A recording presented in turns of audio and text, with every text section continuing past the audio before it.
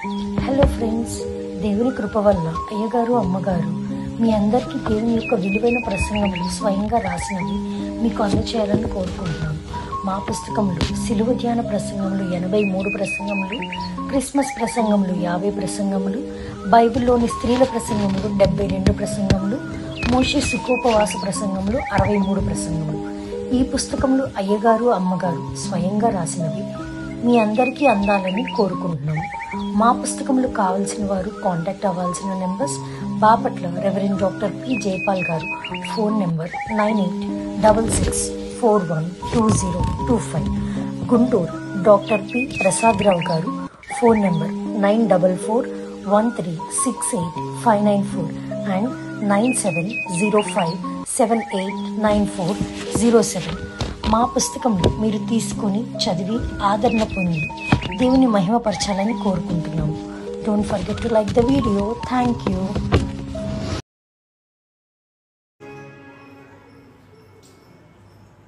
దేవుని వాక్యం చదువుతున్నాము. లూకా సువార్త 2వ అధ్యాయము 11 నుండి 14 వచనాల వరకు మాత్రమే చదువుతున్నాం. లూకా సువార్త 2వ అధ్యాయం. అమ్మ తీసుకుంటున్నారండి, ఒక్క నిమిషం. లూకా సువార్త 2వ అధ్యాయము 11 నుండి 14 వరకు చదవండి. దావీదు పట్టణంలో నేడు రక్షకుడు మీ కొరకు పుట్టి ఉన్నాడు, క్రీస్తు. దానికి ఇదే మీ కానవాలు. ఒక శిశువు పొత్తిగుడ్డలతో చుట్టబడి ఒక తొట్టెలో పండుకొని ఉండుట మీరు చూచెదరని వారితో చెప్పి వెంటనే పరలోక సైన్య సమూహం ఆ దూతతో కూడా ఉండి సర్వోన్నతమైన స్థలములలో దేవునికి మహిమయు ఆయనకి ఇష్టలైన మనుష్యులకు భూమి మీద సమాధానము కలుగునుగాక అని దేవుని స్తోత్రము చేయుచుండే. చిన్న ప్రార్థన చేసుకుందాం. అందరూ కూడా కన్నులు మూసుకుందాం. ప్రభు వైపు చూద్దాం. ప్రభువుని కాళ్ళు పట్టి వేడుకుందాం.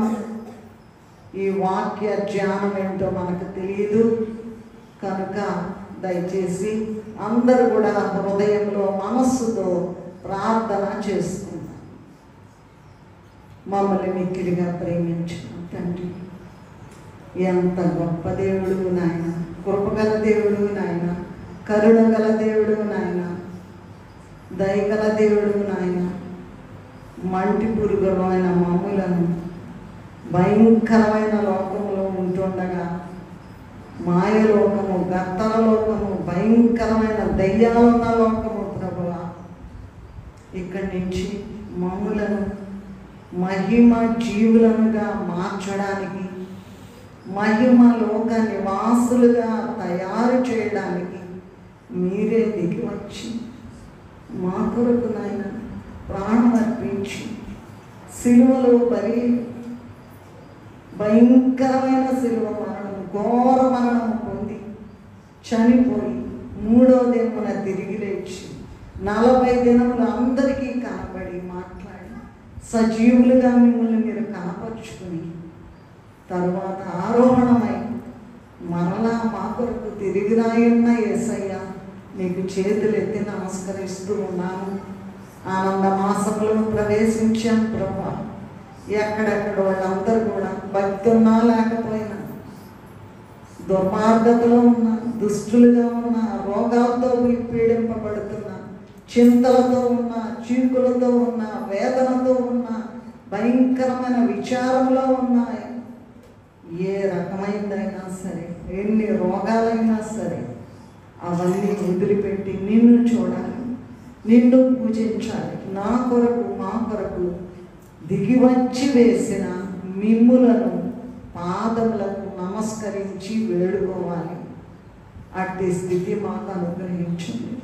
మీరే మాకు భయంకరమైన లోకంలో ఉంటుండగా ఎన్నో వేదనలు, శోధనలు, ఇబ్బందులు, ఇరుకులు, వ్యాధులు, చింతలు, చెప్పలేనన్ని బాధలు, వీటన్నిటిని కూడా గెలిచి ప్రభువా వెళ్ళాలి. అది కావాలంటే సమాధానం మాకు కావాలి. క్రీస్తే సమాధానం, క్రీస్తే సమాధానం. బైబిల్ ఘోషిస్తూ ఉన్నది ప్రభువా, నీకు ఏ రకమైన ఇబ్బంది ఉన్నా, వ్యాధి ఉన్నా, బాధ ఉన్నా, చిక్కున్నా, చింతున్నా, ఏదున్నా, విచారం ఉన్నా, విచారం బాపేది క్రిస్మస్. కనుక ఆ గొప్ప క్రిస్మస్ మాసములో, ఆనంద మాసములో మమ్మల్ని ప్రవేశపెట్టారు. ఆ క్రిస్మస్ యొక్క నాయన సార్థకతను దేవా, దాని యొక్క సారాంశం తండ్రి, మంటి పురుగులమైన మేము నాయన, ముఖ్యంగా మంటి పురుగునైన నేను వివరించుకోవడానికి ప్రయత్నించుచుండగా మీరే దిగి వచ్చి ఆ గొప్ప నాయన క్రిస్మస్ యొక్క అర్థమును, రహస్యమును మాకు తెలియజేసి మమ్మల్ని అందరినీ కూడా ఆనందింపచేసి ఆనంద మాసములోని దీవెనలతో ప్రతి ఒక్కరిని నింపుమని మా మధ్యకు వచ్చి వేసిన మా యేసయ్య అది పరిశుద్ధమైన నామములో ఎంతో వినయముతో వేడుకొని ప్రార్థిస్తూ నాము తండ్రి. మనం చదువుకున్నాము, ఒక్క వచనమే చదువుకున్నాము, ఇందాక ఎక్కువ చదివాము. సర్వోన్నతమైన స్థలములలో దేవునికి మహిమయు, ఆయనకి ఇష్టలైన మనుషులకు భూమి మీద సమాధానము కలుగును. మళ్ళీ ఒకసారి అందరూ చదువుకోండి. సర్వోన్నతమైన స్థలములలో ఆయనకి ఇష్టలైన మనుషులకు భూమి మీద సమాధానము కలుగును గాక అని దేవుని స్తోత్రము చేయుచుండెను. ఈ ఒక్క మాటే మమ్మీ ఉదయకాల సమయంలో ధ్యానము చేసుకునేది.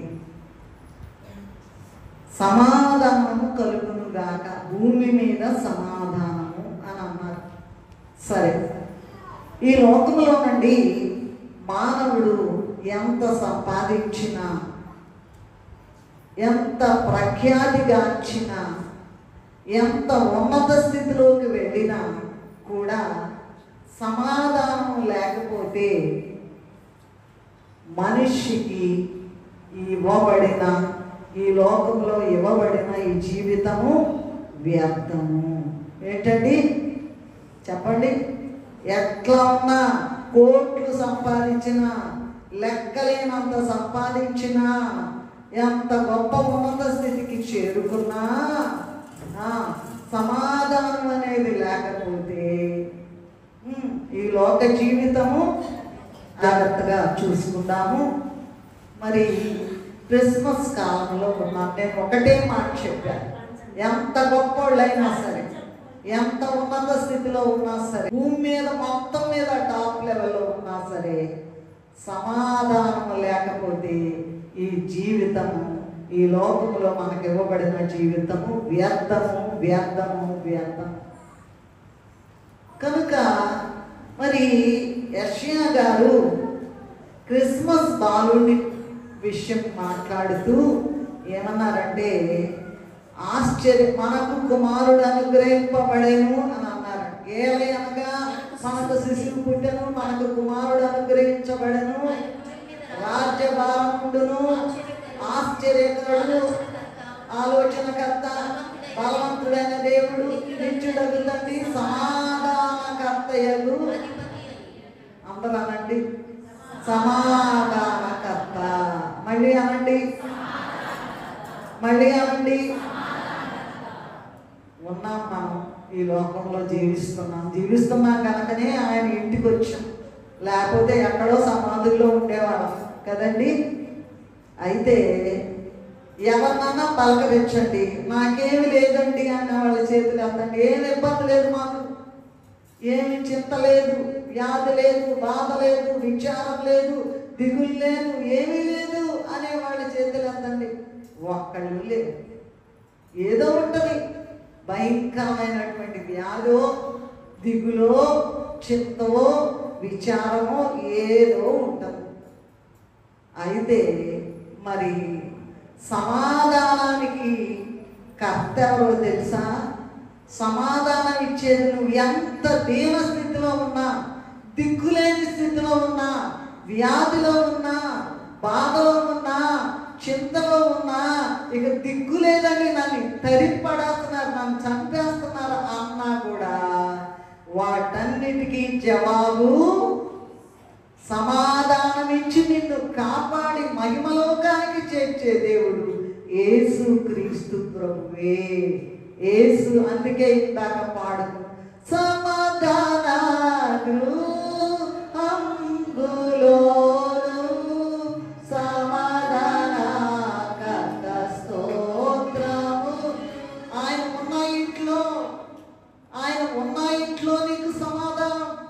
ఆయన నీతో ఉంటే సమాధానం, నీ ఉద్యోగంలో ఉంటే సమాధానం, నీ రోగంలో ఉంటే సమాధానం, నీ చిక్కులో ఉంటే సమాధానం. ఎంత భయంకరమైన ఇబ్బంది ఉన్నా ప్రభువు నీతో ఉంటే, క్రీస్తు ప్రభువు తప్ప నీకు ఈ లోకంలో సమాధానం ఇచ్చేవారు ఎవరు కూడా లేరు. కనుక ఈ దినము మనము సమాధానం గురించి, సమాధానకర్త అనేటువంటి విషయాన్ని గురించి, సమాధానం ఎలా వస్తుంది మాకు చెప్పండి? ₹1,00,00,000 ఇచ్చినా రాదండి, అది బజార్లో దొరికేది కాదండి. కేవలం క్రీస్తు వలననే, ప్రభువు వలననే. ఆ మాట యెషయా 9:6 చదువుకున్నాం కదండి. సమాధానం. ఏ రోగం నీకు లాభం లేదు, డాక్టర్లు చెప్పారు నువ్వు చచ్చిపోతావు, రోజులే ఉంది అన్నారు అనుకోండి, దేవుడు దిగి వచ్చి సమాధానం ఇచ్చి నిన్ను సమాధాన పరచి ఏం చేస్తాడండి? మహిమలోకానికి, గొప్ప లోకానికి, అత్యున్నత లోకానికి తీసుకుని వెళ్తాడు. 7 లోకాలకు అవతల ఉన్నటువంటి అత్యున్నత లోకానికి తీసుకెళ్ళి నిన్ను సింహాసనం మీద కూర్చోబెడతాడు. అటువంటి గొప్ప ధన్యత తండ్రి మనకిచ్చును గాక. సరే, మనం ఈ వాక్య ధ్యానములోకి వెళ్దాము. సమాధానాన్ని గురించి. సమాధానకర్త ఏంటండి? ఆనందమాసం వచ్చింది, వెళ్ళిపోతుంది, మళ్ళీ వస్తుంది, మళ్ళీ వెళ్ళిపోతుంది, మళ్ళీ వస్తుంది. ఎన్ని పండగలు అయిపోయినాయండి, మాకు సమాధానమే లేదండి. పిల్లలు లేరండి, పెళ్ళిళ్ళు కాలేదండి, ఉద్యోగం రాలేదండి, ట్రాన్స్ఫర్ లేదండి, ఏదీ లేదండి. అన్నిటికీ కూడా జవాబు యేసుక్రీస్తే. దేవుడంట మానవులకు కావలసిన భూమి, ఆకాశము, అందరి సమస్తము అంటే నక్షత్రాదులు ఇవన్నీ కూడా సృజించి, భూమిని మనకేమో ఇల్లుగా ఇచ్చాడట, ఆకాశాన్ని ఇంటికి కప్పుగా ఇచ్చాడంట. ఏంటండి? భూమినేమో ఇల్లు, మనందరం ఇల్లు కట్టుకొని ఉంటలా బజార్లో ఉంటున్నామా? లేదుగా. ఏదో తాటాకిల్లో, రేగులిలో, బిల్డింగో, ఏదో అంతస్తులు తీసేవతల పడేటట్టుగా ఒక ఇల్లు ఇచ్చారంట. భూమిని ప్రతి మానవుడికి కూడా భూమిని ఇల్లుగాను, ఆకాశమును కప్పుగాను ఇచ్చారు. అంతేకాదు, ఆదికాండము 1వ అధ్యాయం 11వ వచనంలో చూసినట్లయితే దేవుడట, సరే ఇలాగా అన్ని ఇచ్చేస్తున్నా, మీరు జాగ్రత్తగా ఆనందించి ఉండండి, బ్రతకండి అని చెప్పారట. చూడండి, గడ్డిని ఇచ్చాడట, విత్తనాలు ఇచ్చాడట, రకరకాల విత్తనాలు, ఫల వృక్షాలు ఇచ్చే చెట్లు ఇచ్చాడట, ఎంత గొప్ప అందంగా ఉండేటువంటి పూల చెట్లు అన్ని ఇచ్చాడట. ఏమీ తక్కువ కాల, సమస్తము ఇచ్చాడు. ప్రసంగి గ్రంథము 5వ అధ్యాయము 19వ వచనంలో చూసినట్లయితే ధనధాన్య సమృద్ధి కూడా ఇచ్చేశారట. ఏమండి, ఇదిగో ఇవాళ బియ్యం లేవు, కూరగాయలు తెచ్చుకోవడానికి డబ్బులు లేవు, నేను ఎక్కడికో చర్చికో ఎక్కడికో వెళ్ళడానికి డబ్బులు లేవండి, రిక్షా లేవు, ఆటో ఎక్కడానికి. అలా కాదు, సమాధానం ఎవరికి ఉంటుందో వారి కొరకు ప్రభు అట, ఇష్టపడే వారి కొరకట, హృదయంలో ఎంతో దాని కొరకు ఆశపడే వారి కొరకు ఇవ్వడానికే ఆయన వచ్చాడు. అందుకే సమాధాన గృహంలో ప్రభు ఎక్కడుంటే అక్కడ సమాధానం. రోగం నిన్నేమి చేయలేదు, వ్యాధి నిన్నేం చేయలేదు, ఇబ్బంది నిన్నేం చేయలేదు, అనారోగ్యం నిన్నేం చేయలేదు, ఏది ఏం చేయలేదు. ఎందుకంటే ఇమ్మీడియట్గా వచ్చి వేస్తారట ప్రభు. ఎలా వస్తారంటండి? ఏదో ఒక గంట తర్వాత ఒక రోజు తర్వాత కాదు, పిలవగానే ప్రభువగు యేసు పిలచెను ప్రేమతో రండి ఆనందముగా రక్షణ పొందిపోతాడు. నాకు సమయం అయ్యారు, అరగంట మాత్రమే ఇచ్చారు. చాలా పనులు ఉన్నాయి మనకి, మీకు అందరికీ తెలుసు కనుక. సరే, ఆదికాండము 1వ అధ్యాయం 11వ వచనం చదువుకున్నాం. ప్రసంగి గ్రంథము 5:19 ధనధాన్య సమృద్ధి ఇచ్చారు. యోహాను సువార్త 1వ అధ్యాయము 2-3 వచనాల్లో సమస్తము ఆయన మూలంగా కలిగెను, ఆయన లేకుండా ఏదియు, మనందరము ఆయన పుట్టిస్తేనే పుట్టాము.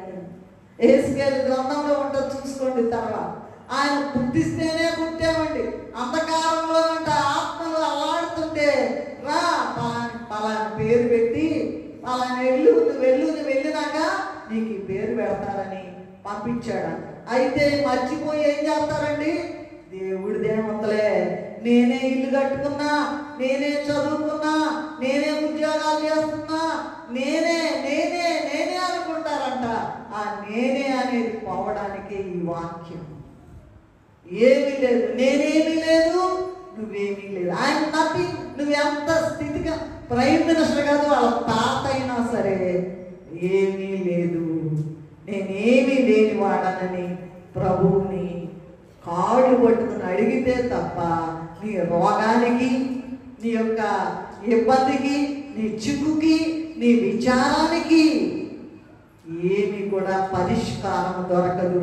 సమాధానం కేవలం క్రీస్తు ప్రభు ద్వారానే దొరుకుతుంది. వీటన్నిటిని ఇప్పుడు ఈ రోగాలు, రొప్పులు ఇవన్నీ అనుకున్నాం కదండి, వీటన్నిటిని మించింది ఏంటండి? చెప్పండి, ఇప్పుడు చెప్పుకున్నా. సమాధానము, సమాధానకర్త. తెలియక తలకాయలు బగలు కొట్టుకుంటారు. ఎట్లా ఎట్లా ఎట్లా ఈ సమస్య ఎట్లా? నువ్వు మోకాళ్ళొంగి దండం పెట్టుకుని, కాళ్ళు పెట్టుకొని ప్రభువుని, అయ్యా ఎట్లయ్యా ఈ సమస్య, ఇమ్మీడియట్గా ఇచ్చేస్తాడు. పిలిస్తే పలికే తండ్రి ఆయన. రాయి కాదు, రప్ప కాదు. నువ్వు ఏ స్థితిలో ఉన్నా పర్లేదండి, గొప్ప మహిమ కలిగిన ప్రత్యక్షత నీకు ఇచ్చి, నీకు గొప్ప సమాధానం ఇచ్చి, నువ్వు దేని కొరకు ఇబ్బంది పడుతున్నావో దానిని ఒక్క నిమిషములో మటుమాయం చేసి ఆనందమిచ్చే తండ్రి క్రీస్తు ప్రభు ఒక్కరే. కనుక యోబు గ్రంథంలో 34వ అధ్యాయం 29వ వచనంలో ఏముందంటే, ఆయన సమాధానము కలుగజేసిన ఎడల శిక్ష విధింపగలవాడెవడు? ఆయన ఇస్తాననుకుంటే ఎవడు నిన్ను ఆపలేడు.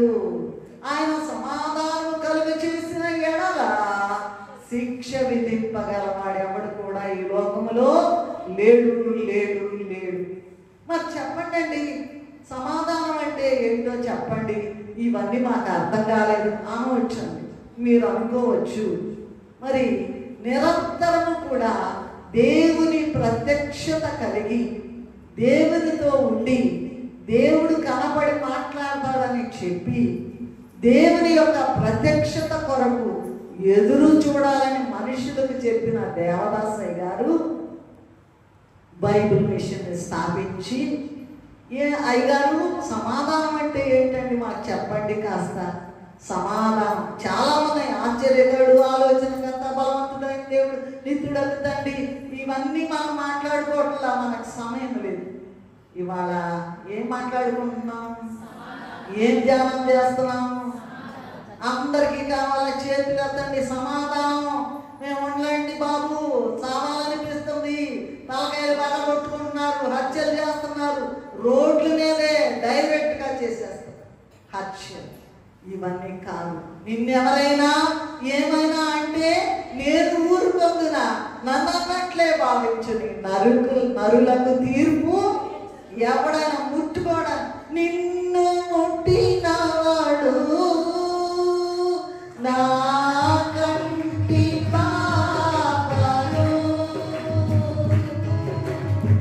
మోటుగా వీసెల వీచిన దేవుడు కాచెను గతకాలం నిన్ను కాచెను గతకాలం. చాలు నాకు సమయం లేదు కనుక ఎవడైనా నిన్ను ముట్టుకుంటే ఎవడు కూడా బ్రతకడు. కాచెను గతకాలం. నిన్నెవడైనా ముట్టుకుంటే నాకు అనుపాపను ముట్టినట్టే. నీకు సమాధానం కలుగు చేసేది నేనే.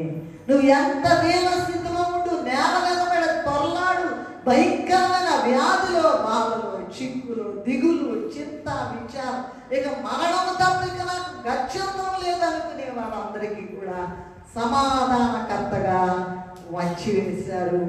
ఇదే ఆనంద మాస ప్రారంభము, 1వ తారీఖు. దేవుడు మనకి ఇంత గొప్ప ధన్యత ఇచ్చినందుకు స్తోత్రం.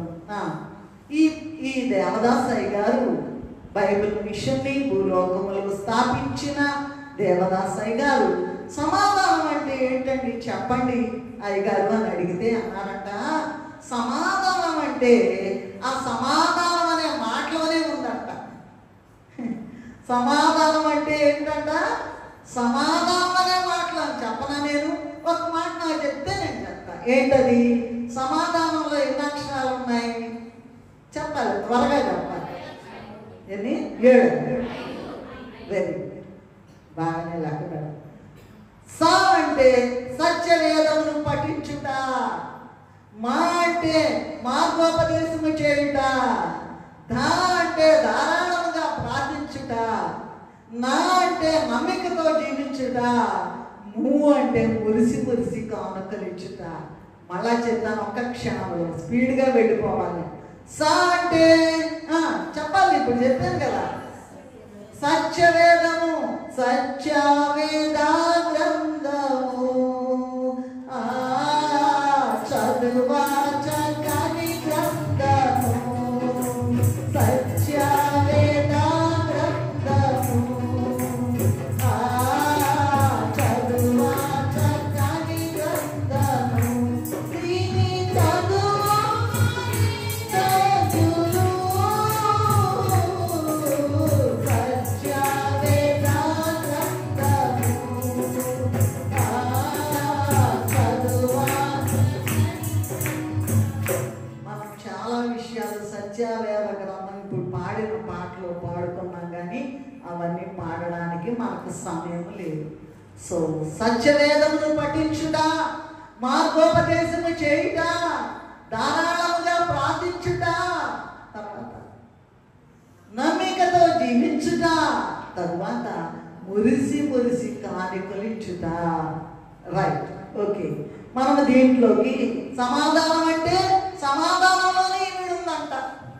ఏంటది అర్థం మొత్తం? ఓకే, మనం త్వరగా వెళ్ళిపోదాం. సా అంటే సత్యవేద గ్రంథమును పాటించుట అని అన్నారు. సత్యవేద గ్రంథమును చదువుట లేదా పఠించుట. కీర్తనల గ్రంథము 1వ అధ్యాయం 2వ వచనంలో ఏముందంటే, అంటే సా అంటే సత్యవేదమును బాగుగా చదవాలి. దీంట్లోనంట అదే కీర్తన గ్రంథం మన దావీదు మహారాజు రాశారు కదా, యెహోవా ధర్మశాస్త్రమునందు ఆనందించుచు దివారాత్రులు దానిని ధ్యానించువాడు. అబ్బా, నీటి కాలువల యోరం నాటబడినదై ఆకు వాడక తన కాలం ముందు ఫలమిచ్చి చెట్టు వలే. ఎవరు చదువుతున్నారండి బాబు? సత్యవేదము బైబిల్ గ్రంథం. ఈ గ్రంథాన్ని 3 రకాలుగా చదువుతారటండి. ఒకటేమో చదువుట. 3 పరిశుద్ధ గ్రంథాన్ని 3 రకాలుగా చదువుతారట మనిషి. నంబర్ 1 ఏంటంటే అర్థమైనా అర్థం కాకపోయినా ఊరిన చదవండి అంటే చదువుతారంట. పిల్లలు పెద్దలు అందరూ ఊరిన చదవమన్నారుగా చదువుతాం అంటారు. అర్థమైనా అర్థం కాకపోయినా చదవాలి. అదేంటంటే రీడింగ్ అంట. Read, just you they read it, reading. రెండవది అధ్యయనము. ఏంటది?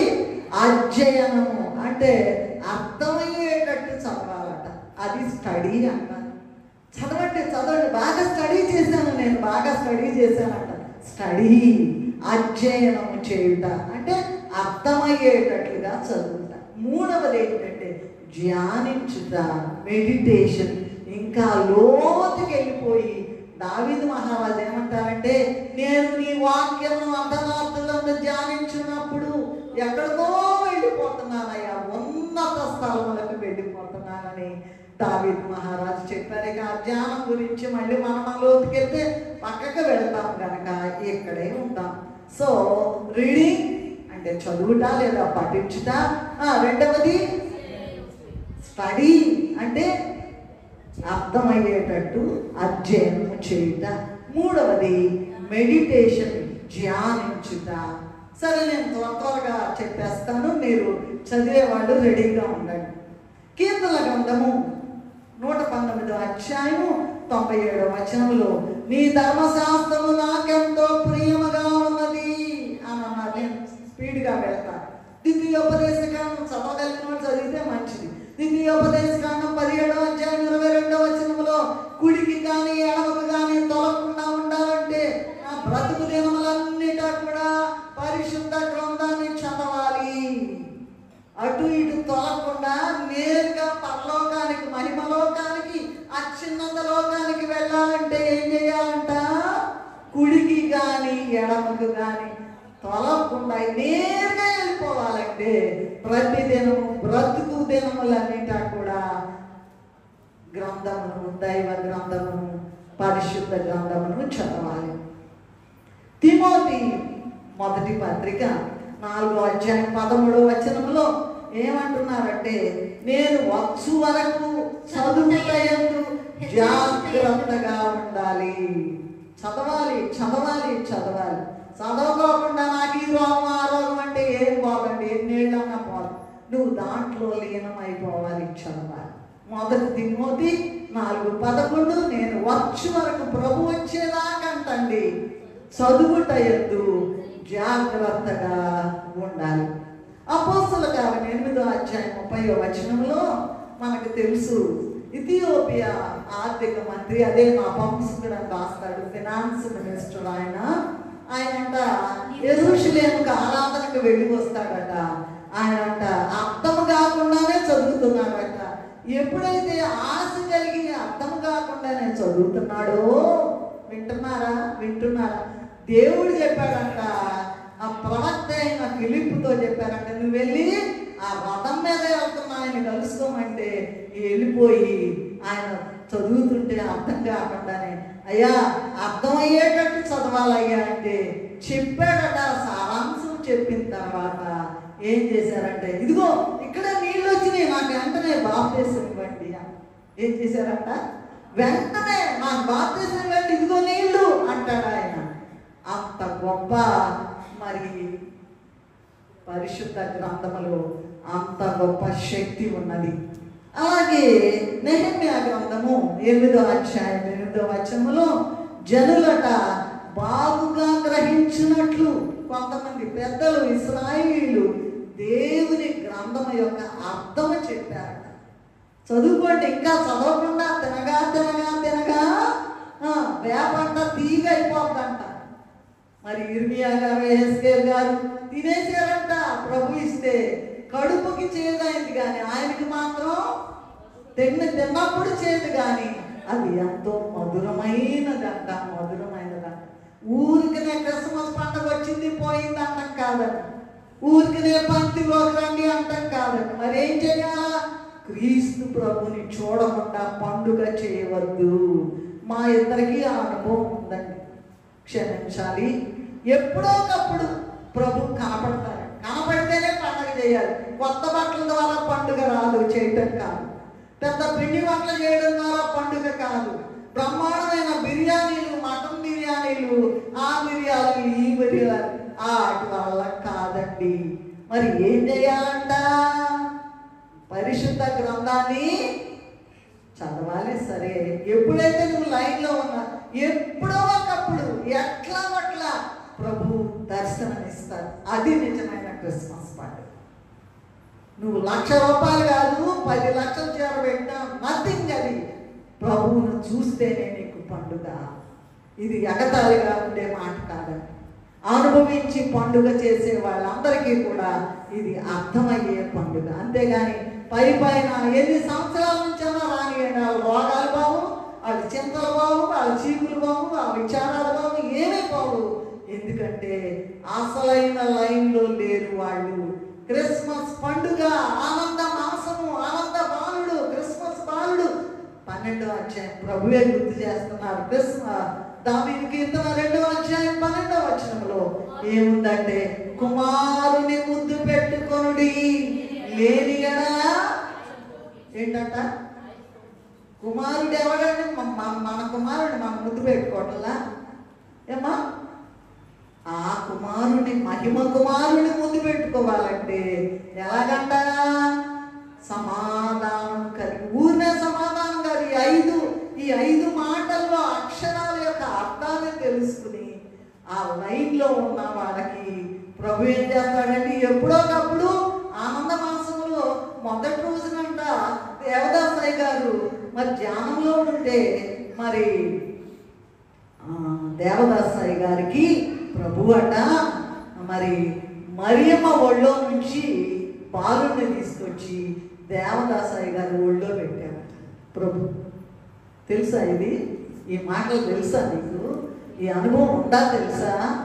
మేము బాగా కాస్త ఆ ప్రభు కనపడిందాక వేదన పండుగ లేదు, ఏమి లేదు. ఎండగే పండుగ చేయాలి అంటే ఏం చేయాలా? ప్రభువా నువ్వు నాకు కనపడు, క్రిస్మస్ బాలుడా నాకు కనపడు. ప్రభు కనపడ్డారంటే అది ఎంత భయంకరమైన సమస్య అయినా దెబ్బకి మారిపోద్దండి.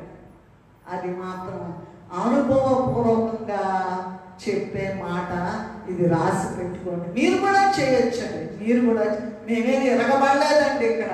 అయితే ప్రభు సన్నిధిలో ప్రభు కాళ్ళు పట్టుకోవడం వలన మాత్రమే అది సాధ్యమవుతుంది. ఓకే, సరే.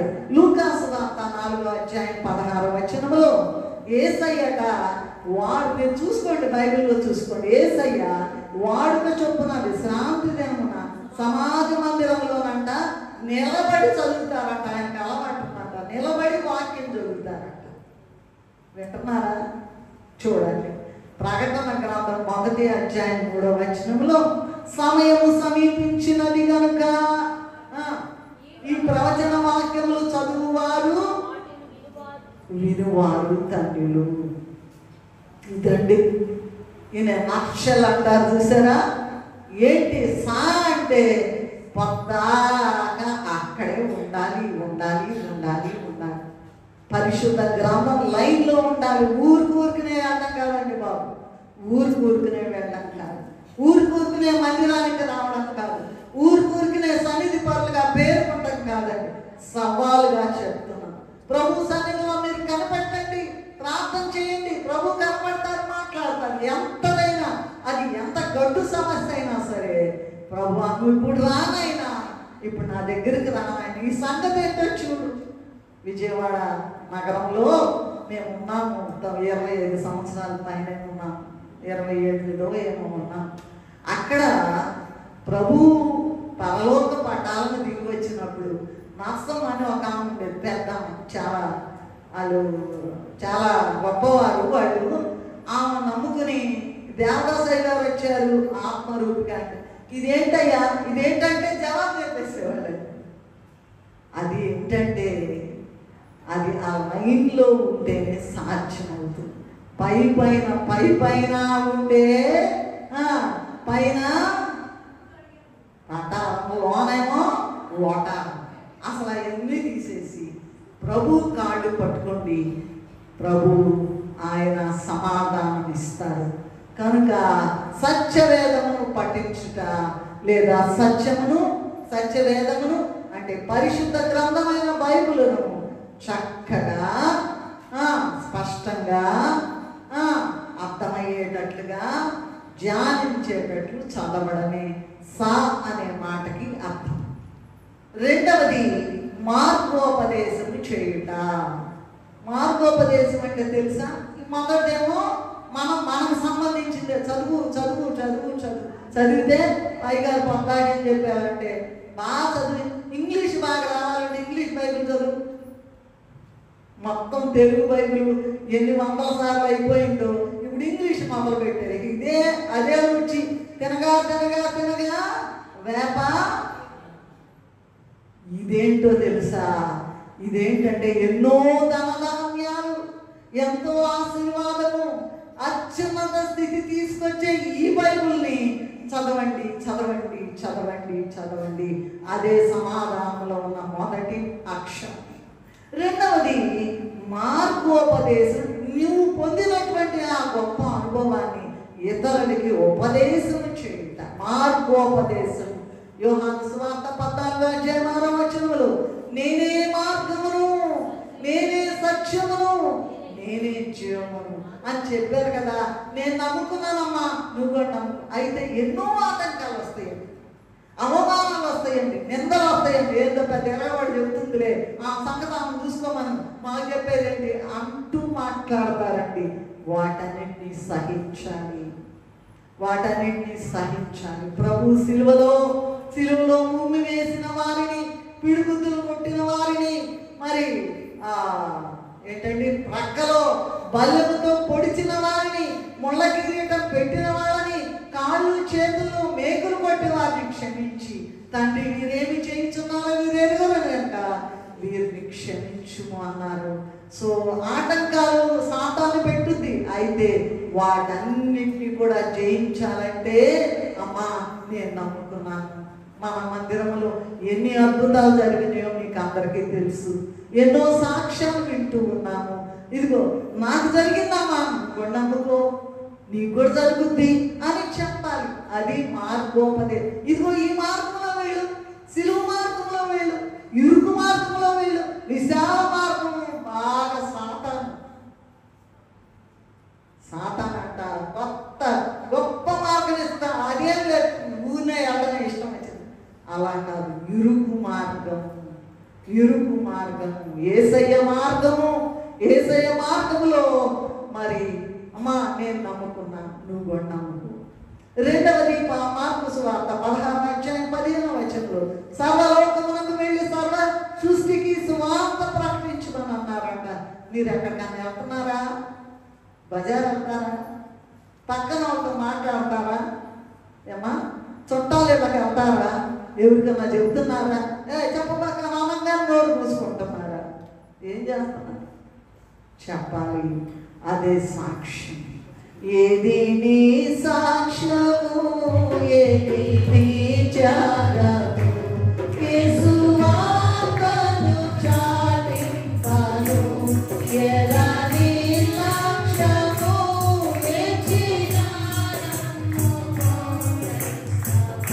వాళ్ళు అపోస్తలులు నిందలు పొందారండి, కొట్టబడ్డారండి, నరకబడ్డారండి, జంతు చర్మాల్లో కుట్టివేయబడి ఎండలో పడేస్తే ఆ ఎండకి ఎముకలన్నీ విరిగిపోతే అలా చనిపోయారండి. మా మేము వేస్తున్నాడు, ఎవరు ఏమి చేయట్లేదు, ఒక్క మాటేగా పోతే పోయిందిలే. ఆ మాట ఒక నిందకు 100 బహుమానాలు. మీకు తెలుసా ఆ విషయం? ఒక్క నింద వేశారంటే 100 బహుమానాలు వస్తాయి. అదే బైబిల్ మిషన్ రహస్యం. అంటారు అబద్ధాలు చెప్తారు. ఏదో దేవదాసయ్య గారు అయితే ఇక చెప్పలేనని మాట్లాడినారంట. అయినా కూడా ప్రభువు చెప్పిన మార్గంలో వెళ్ళిపోయారు. ఆ వరాలన్నీ కూడా పొందండి. ఈ భూలోకంలో ఉండగానే అనేక సార్లు పరలోకానికి వెళ్ళి అక్కడ మాట్లాడి వచ్చేవారట. హేడెస్లో అంటే చనిపోయిన ఆత్మలు ఉండే వాళ్ళందరికీ బోధించి వచ్చేవారు.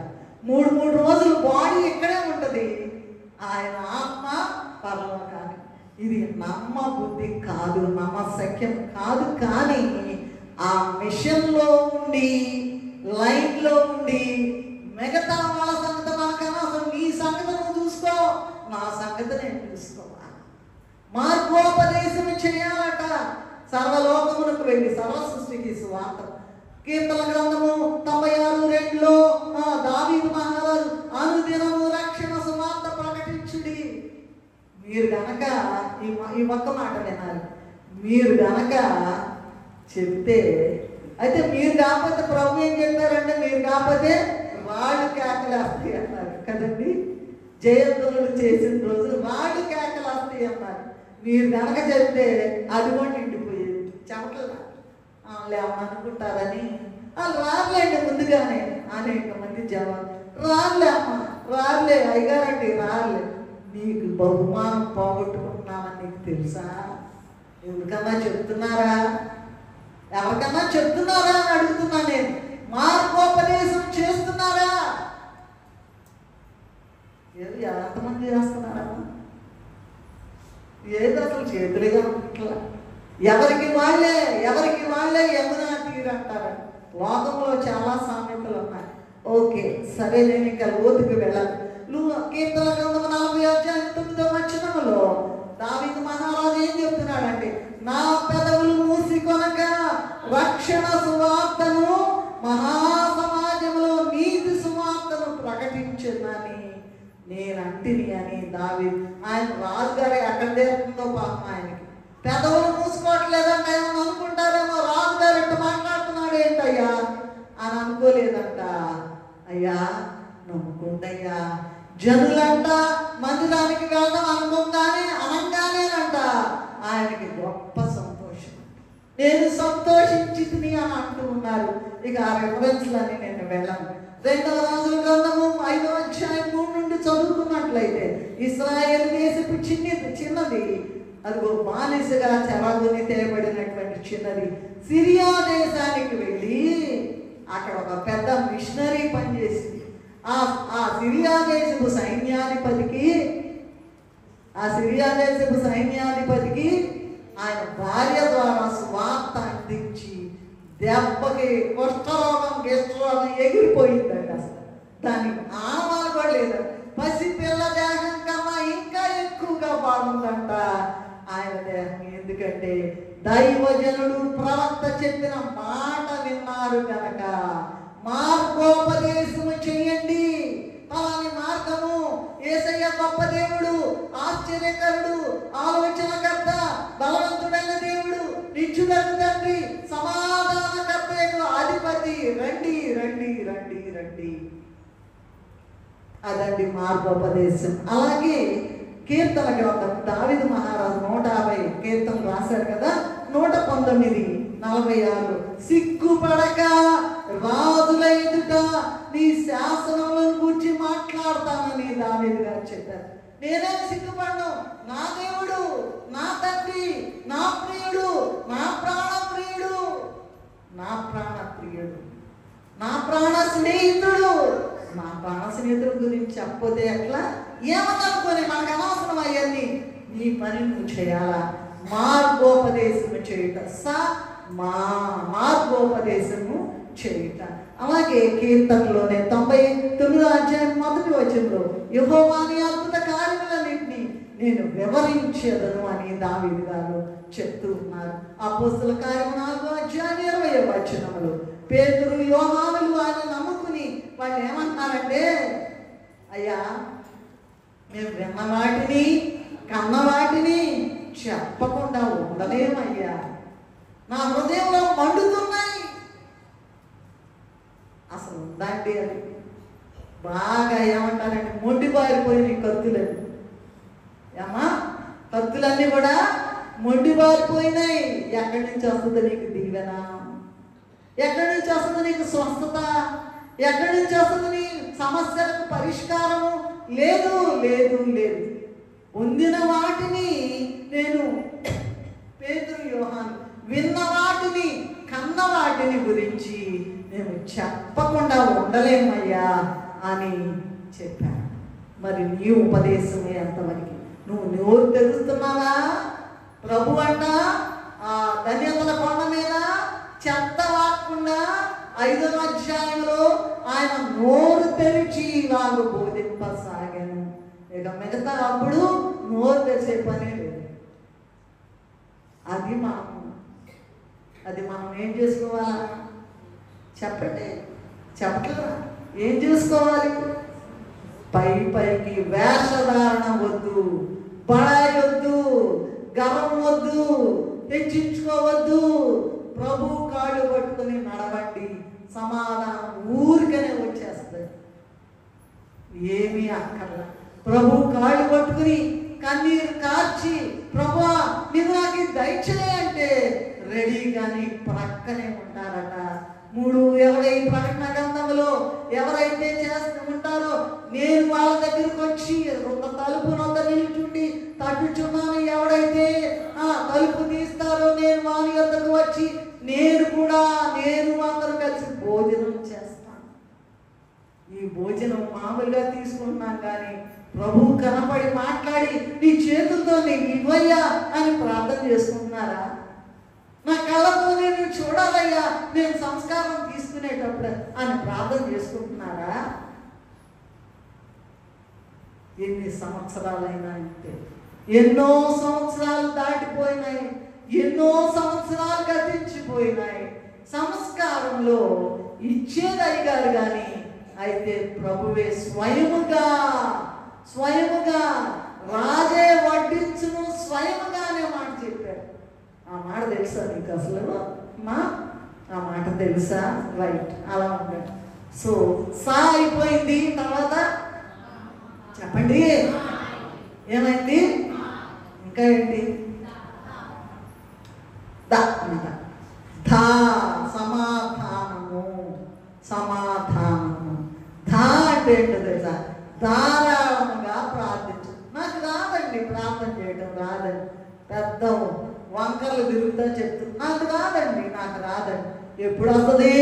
నువ్వు చచ్చినాక వస్తుందా? చాలా కఠినంగా మాట్లాడతాను. ఎప్పుడు వస్తుంది ప్రార్థన? ఎన్ని ఏళ్ళమంటే వస్తున్నావు నువ్వు? ఎప్పుడు వస్తుంది ప్రార్థన? కన్నీటి ప్రార్థన. ఎన్ని ప్రార్థనలు రకాలు, 100 రకాలు ప్రభు అయ్యగారు చెప్పారు. ఎన్నిసార్లు పైన వేషధారణ దానాభివృద్ధి చేసుకుంటున్నావు కానీ నీవు బుద్ధి లేని వాడు అనే ప్రార్థన గ్రంథంలో ఉండండి. ఇక నేను అటు వెళ్తే మళ్ళీ అటు వెళ్తాను. అందువలన దానాభివృద్ధి చేసుకున్నాను, నేను ధనవంతుడును అనుకుంటున్నావు కానీ నీవు గుడ్డివాడవు. ఏం తెలియదు. ఇక అట్లా గుడ్డితనంలో వెళ్తానే ఏమీ అవ్వదు, ఇంకంతే చచ్చేదాకా అదే మార్గం. అలా కాదు, యేసయ్య మార్గం. రేయింబవళ్ళలో వేయేటి త్రోవలో యేసయ్య నెల మనసు అయ్యయ్యో బాగానే ఉన్నాం కదండి, బాగానే ఉన్నామండి. మొన్న టెస్టులు కూడా చేయించామండి, బ్రహ్మాండంగా ఉంది. అంతా కూడా కంప్లీట్ 100% రైట్. మరి ఏమైంది? పాటికి లేవలేదండి, నిద్ర ఏం లేదండి. అట్లా కాదు. ప్రభు అంట అన్నీ చెప్తాడు నీతో, నువ్వు ఉండాలే కానీ ఆ మార్గోపదేశం చిన్నదండి. గిన్నెడు చన్నీళ్ళు ఇస్తే పాపం పోగొట్టుకోవాలన్నారు కదా. నువ్వు ఎన్నిసార్లు ఎంతమందికి చెబుతున్నావు, ఎన్ని ఆత్మలు సంపాదిస్తున్నావు, ఎంతమందికి మార్గోపదేశం చేస్తున్నావో అక్కడ వెంటనే రాసేస్తామంట. నీకు రాయడానికి ఒకసారి అన్న చెప్తేగా అదేమంటేనేమో పెద్ద స్టిల్ ఇస్తారంట. ఏమి ఇస్తారంట? స్టిల్. అంత స్టిల్ మాకు లేదులే అనుకుంటారు. సరే తీసేయండి. 3వది ధా అంటే ధారాళంగా ప్రార్థించుట. ఎట్లా ప్రార్థన చేయాలి? 2 మాటలు చెప్పి మెయిన్ అయిపోయింది. ఎట్లా ప్రార్థన చేయాలి? ధారాళంగా. ఆకూడదు ప్రార్థన. ఒక్కోసారి అతిశయంతో మాట్లాడలేదు కానీ తెల్లవారుజామున ప్రార్థన చేస్తుంటే 2ంటికో 1:30కో లేస్తే 4 అయిపోతుంది మా ప్రార్థన. కనిపెట్టుకునే సమయం లేదు. ఒకళ్ళకొకరు నువ్వు ఎక్కువ చేసావు. ఇక అదే మాట. కనిపెట్టేది ఎక్కడ? ప్రభు మాట్లాడేది ఎక్కడ? ధారాళముగా ప్రార్థించుట. ఫిలిప్పీయులకు రాసిన పత్రిక 4:4-7 వరకు చూసినట్లయితే ప్రభు సమీపంగా ఉన్నారు, దేని గురించి చింతపడతాడు కానీ ఆయనకి అన్ని కూడా తీసుకెళ్ళి ఆయన పాదముల దగ్గర అడగండి, వెంటనే ఆయన జవాబిస్తాడు. ధా అంటే ధారాళముగా ప్రార్థించుట.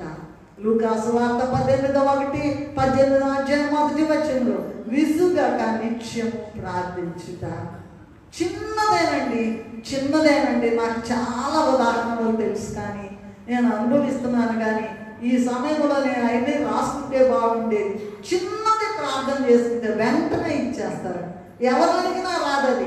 యేసయ్యా ఇదిగో నాకు ఈ చిన్న సమస్య ఉందయ్యా అంటే నువ్వు ప్రార్థించుకున్న వెంటనే ఇమ్మీడియట్గా గ్రాంటెడ్. ప్రార్థన చేయాలి, విసుగగా నిత్యము ప్రార్థన చేయాలి.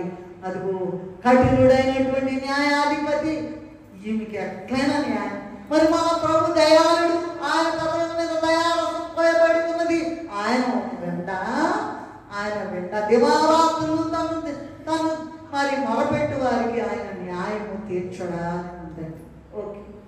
14 మత్తయి 23లో యేసయ్యట ఏకాంతముగా ఒంటరిగా ప్రార్థన చేశారట. ఒంటరిగా ఒక్కళ్ళే ఉంటే మాకు కుదరదండి, ఒక్కళ్ళే ఉంటే మాకు సాగదండి అంటారు. కాదు, ఒక్కళ్ళే ఉంటే ప్రాణ స్నేహితుడితో నీ ఇష్టం వచ్చినంత కన్నీరు కార్చొచ్చు, నీ ఇష్టం వచ్చినంత ఆడవచ్చు, నీకు ఇష్టం వచ్చినన్ని పొందుకోవచ్చు. ఎందుకంటే యేసయ్యే మనకు మార్గము చూపించి వెళ్ళారు. ఏకాంతముగా 14:23 మత్తయిలో చూడండి. 14 యేసయ్య ఏకాంతముగా ఒంటరిగా ప్రార్థన చేశాం. మన నిద్రపోయేవాడిని అక్కడ లేపండి పక్కన. ఓకే. మరి లూకాసు వార్త 6:12లో కూడా దేవుని ప్రార్థించుటయందు ప్రభు అంట రాత్రంతా అయింది. మాకు నిద్ర లేదుగా, అది ఒక పెద్ద స్టైల్ అన్న. నిద్ర లేకపోతే ఏంటి? ప్రభు నీతో ఉంటే సంవత్సరం నిద్ర బాధిస్తాడు. సంవత్సరం 1 గంట నిద్రపోయినా నీకు 8 గంటల నిద్ర మనం గోపెడుతున్నారు కదండి. అన్నింటిలో 8 గంటలు, కనీసం 6 గంటలు అంట. అక్కర్లా, దేవుడు నీతో ఉంటే కంప్లీట్గా నిద్ర ఇస్తాడు, సమాధానం ఇస్తాడు, ఆనందం ఇస్తాడు, ఆయుష్కాలం ఇస్తాడు. అన్ని రోగాలు ఆయన అన్ని లోకములకు అవతలనున్నా, అన్ని లోకములకు అవతలనున్నా,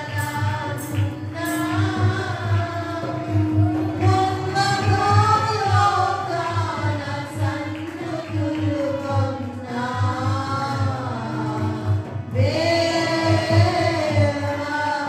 ఉన్నత లోకాల సన్నిధులు కొన్న ఆయన దగ్గరికి, అన్ని లోకములకు అవతల ఉన్న ఆయన దగ్గరికి వెళ్ళాలి. నీ ప్రార్థన కప్పు కూడా దాటకపోతే నీకేమి రాదు. సున్నా. రైట్. తర్వాత హెబ్రీ పత్రిక అందరికీ తెలిసిన మాట 5వ అధ్యాయం 7వ వచనంలో మరి తన శరీరధారి అయిన దినములలో మహారోగములతోను కన్నీళ్లతోనూ తను మరణము నుండి తప్పించగలవానికి ప్రార్థనలను యాచనలను సమర్పించినందువలన ఆయన అంగీకరించబడేది. నువ్వేం చేస్తున్నా? నీకు మరణం తప్పించాలంటే ఏం చేస్తున్నా? మహారోగములతో కన్నీళ్లతో చేయాలంట. ఒక్కసారి ఒక బొట్టన్న వచ్చిందా కడమటే? అమ్మా ఎవరన్నా వచ్చి ప్రభువుని కొట్టినట్టుగా కొరడాలతోను దేంతో కొడితే అప్పుడు వస్తుందండి ఏడు. అలా కాదు, మహారోగముతోను కన్నీళ్ళు. అసలు ఈయన దేవాది దేవుడు అండి. తండ్రి కుమార పరిశుద్ధాత్మ, తండ్రి కాలంలో తండ్రి, కుమారుని కాలంలో కుమారుడు, పరిశుద్ధాత్మ కాలంలో పరిశుద్ధాత్మ. ఈయన ఉన్నాడు దేవుడైంది కూడా. ఆయన ఎలా ప్రార్థన చేశాడంట? మహారోదనముతో కన్నీళ్లతో ప్రార్థన చేశాడట. లూకాసు వార్త 22:44లో చూసినట్లయితే మరింత వేదన పడి ఆయన మరింత ఆత్మగా ప్రార్థన చేయగా ఆయన చెమట భూమి మీద పడుచున్న గొప్ప రక్త బిందులు. ఇవన్నీ చెప్పుకోవడమే ఏంటండి? చెప్పండి, చెప్పుకోవడమేనా? చేతల్లో చేద్దామా? చేయట్లా. ఎన్ని చెప్పినా చేయట్లా. ఎలాగ మనల్ని బాగు చేసేదేవాడు? ఆ దేవుడే. ఆయేసే తెలుసునా? తెలుసా మీకు? లెక్క చెప్పలేదండి. జీవిత దినాలు ఇలాగే గడుపుకుంటూ వెళ్ళిపోతూ ఉన్నాం. యాకోబు పత్రిక 5వ అధ్యాయము 17వ వచనంలో ఏలియా ప్రార్థన మనకు తెలుసు.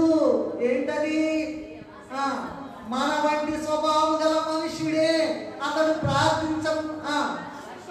వర్షింపకుండునట్లు ప్రార్థన చేయగా వర్షం రాలేదట. మరలా ప్రార్థన చేయగా భూమి వర్షం. ఏంటండి వర్షం ఆపడం అంటే మాటలు ఏంటండి? మళ్ళా ప్రార్థన చేస్తే వర్షం వచ్చిందంట. ఎందుకంటే మన బతుకులు ముందు నన్ను నేను నిందించుకుంటున్నాను. ప్రభు అందించిన వాక్యం అందిస్తున్నాను, కానీ నాకు భయం దడబడుతుంది. ఏం చేస్తున్నాం మనం? ఎంత ప్రార్థన, సమాధానం రావాలంటే it is at your door step. But ఒక కండిషన్ ఉంది. ఏంటంటే అది నువ్వు ధారాళంగా ప్రార్థన చేయాలి. అలాగే మొదటి సమూయేలు గ్రంథము 10:15 వరకు చదివినట్లయితే హన్నా ప్రార్థన చేసింది. ఎన్నో నిందలు ఎదుర్కొంది, ఎన్నో అవమానాలు ఎదుర్కొంది. బహుగా ప్రార్థన చేయొచ్చు. కన్నీళ్లతో నీకేది కావాలన్నా కన్నీళ్లతో చేయండి, వెంటనే వచ్చేస్తుందండి. నీ ప్రార్థన ఎంతవరకు ఉందో నువ్వు పరిశీలించుకోవాలి. మామూలే, పండగ వచ్చింది, పండగ సీజన్, మొదటి దినము, రైట్, ఆనంద మాసం అన్ని. నీ సంగతి ఏంటి? నువ్వెంతవరకు చేస్తున్నావు? నువ్వు నిజంగా చేసినట్లయితే సమాధానము నీ పాదము దగ్గరకు వచ్చి పడిపోతుంది. అంత గొప్ప సమాధానం. ఏది కూడా చీకు లేదు, చింత లేదు. ప్రభు సన్నిధిలో ఆనందిస్తుంటే ఏమి లేకపోయినా హబక్కు గారు చెప్పారు కదా, ద్రాక్ష చెట్లు ఫలింపకపోయినను, గొడ్డిలో గొర్రెల సాలలో పశువులు లేకపోయాను, గొడ్డిలో గొర్రెలు లేకపోయాను, యెహోవా యందు. ఇక అవన్నీ చెప్పుకుంటా మా టైం అవుతుంది. అందువలన మూడవది ఏంటండి? సా అయిపోయింది, మా అయిపోయింది, నా అయిపోయింది, నా అనేది ఉంది. నా అంది ఏంటంటే నమ్మికతో జీవించుట. ఇదిగో పిల్లలు ఏమంటారంటే, ఏదన్నా కావాలంటే మా నాన్న ఉన్నాడుగా, మా అమ్మ ఉందిగా అంటారు. భూలోకంలో ఏమంటారండి? ఎప్పుడన్నా మా నాన్నగారికి నేను, నాన్న ఇది నాన్న, నీకెందుకు పిచ్చి తల్లి, నేను చూసుకుంటా కానీ అంటాడు. అంటే మా నాన్న ఉన్నాడనే భరవస అన్నమాట. ఈ నానేముంది ఏమన్నా? ఈ భూలోకపు నాన్న అంత భరవస ఇస్తుంటే పరలోకపు సంగతి ఏంటి? పరలోకపు నాన్న సంగతి ఏంటి? నమ్మికతో జీవించుట. కీర్తనల గ్రంథము 26:1 ఏమీ సందేహపడకుండా యెహోవా యందు నేను నమ్మిక ఉంచి ఉన్నాను. కీర్తనల గ్రంథము 78:70 గొర్రెల దొడ్లలో తన దాసుడైన దావీదును కోరుకుని పాడి గొర్రెలు వెంబడించడం ఆపించి తన ప్రజలైన యాకోబును, తన స్వాస్థ్యమైన ఇశ్రాయేలును గొర్రెల దొడ్లో గొర్రెలు దాచుకుంటున్నాడంట.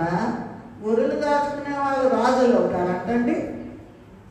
అదే ఉదాహరణ. గొర్రెలు దొడ్లో ఉంటే తన ప్రజలైన యాకోబును, తన స్వాస్థ్యమైన ఇశ్రాయేలును మేపుటకు ఈయనంట రాజుగా చేశాడంట. ఆయనంట ఎలా పరిపాలించాడు చూడండి. ఒక మాట ఉందంట, యథార్థపరుడై. ఎంత కఠిన హృదయాలంటే, క్రిస్మస్ సీజన్ వచ్చిందంటే ఆమదన్న ఏదన్నా వేసి తోమాలండి. ఒకళ్ళు ఏం చేయాలా చెప్పండి? ఆమదన్న ఏదన్నా వేసి తోమి రండి, దీవెన పొందుకోండి, మొత్తం స్వరం పడుతుంది. ఎవడు కూడా వచ్చే పని లేదు. దీవెన పోగొట్టుకోవడం అలవాటు అయిపోయింది. అదంటారు, ఇదంటారు, కుంటి సాకులు చెప్పబాకండి, దీవెన పొందుకోండి. ఓకే. ఆదికాండము 15:6 అబ్రహాము యెహోవాను నమ్మెను, అది అతనికి నీతిగా ఎంచబడెను. గలతీయులకు రాసిన పత్రిక 3:12 కూడా అబ్రహాము దేవుని నమ్మెను, అది అతనికి నీతి. అంటే దేవుడు ఏంటండి? ఏమా నమ్మటమే జరుగుతుంది అని నమ్మటమే. తెల్లారు లేచి జరగలేదు, ఇక నేను పోతాను, నేను చస్తాను అనుకునే బదులు యేసై ఉన్నాడు, నేను ప్రార్థన చేస్తాను, తండ్రి ఒక క్షణంలో తీసి వస్తాడని నమ్మిక లేకపోవడం వలన రోగాలతో చేస్తున్నాను, ఏడుస్తా బతుకుతున్నాను. అంతే, గ్యారంటీ. అలాగే రోమీయులకు రాసిన పత్రిక 4:18-24 వరకు చదివినప్పుడు నిరీక్షణకు ఆధారం లేనప్పుడు అబ్రహాము నిరీక్షణ కలిగి దేవుని నమ్మాను. అసలు ఎట్లాగండి? బలిమ్మన్నాడు కనుక బలి ఇచ్చేయాలి. పిల్లవాడు చచ్చిపోతే ఎట్లా? బలిస్తే ఎట్లా?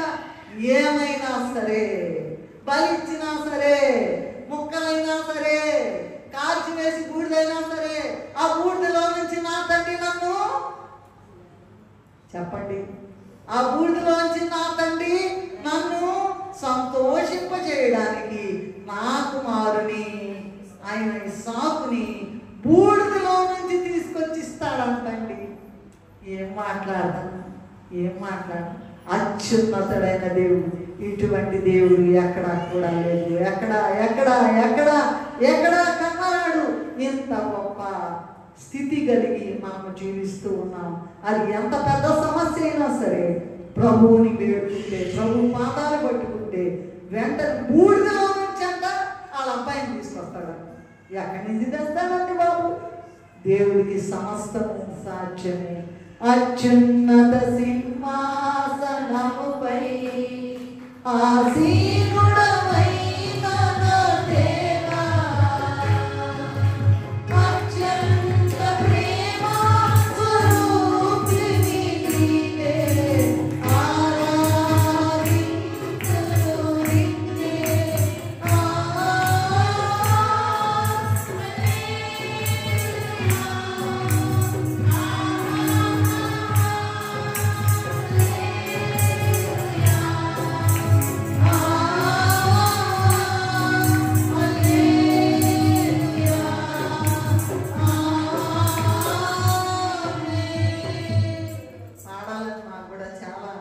హుషారుగానే సమయం లేదు కనుక ఆయన అత్యున్నత. మన నాన్నవాళ్ళు అయితే ఎక్కడెక్కడే భూమి మీద ఇళ్లలో ఉంటారండి. అసలైన నానైతే అత్యున్నత సింహాసనం. ఆయన అడగడం చేతగాక పెళ్ళిళ్ళు కాకలేదు, పిల్లలు పుట్టలేదు, ఇల్లు లేదు, ఉద్యోగం లేదు. ఇవన్నీ కూడా నువ్వు చెప్పే కుంటి సాకులన్నీ నిన్నే వేధిస్తూ ఉన్నాయి.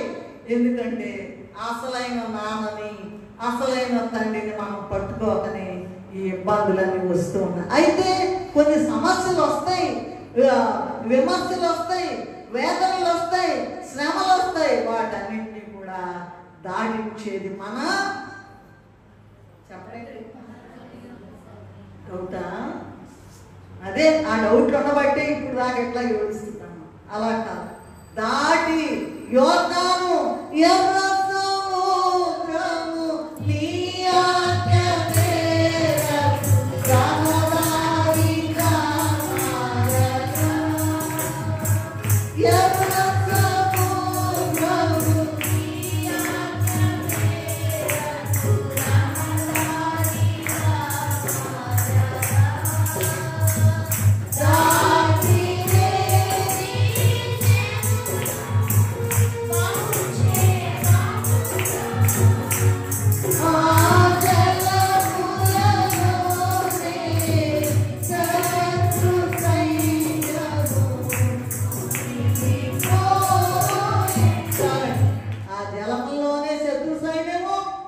దాంట్లో ఏంటి? ఆ ఫిలిం నీ రోగము, నీ చిక్కు, నీ సమస్య, నీ దిగులు, నీ చింత, నీ విచారము అన్నీ ఉంటాయి. అందులో మొత్తం మునిగిపోతాయి, సమస్యలన్నీ మునిగిపోతాయి.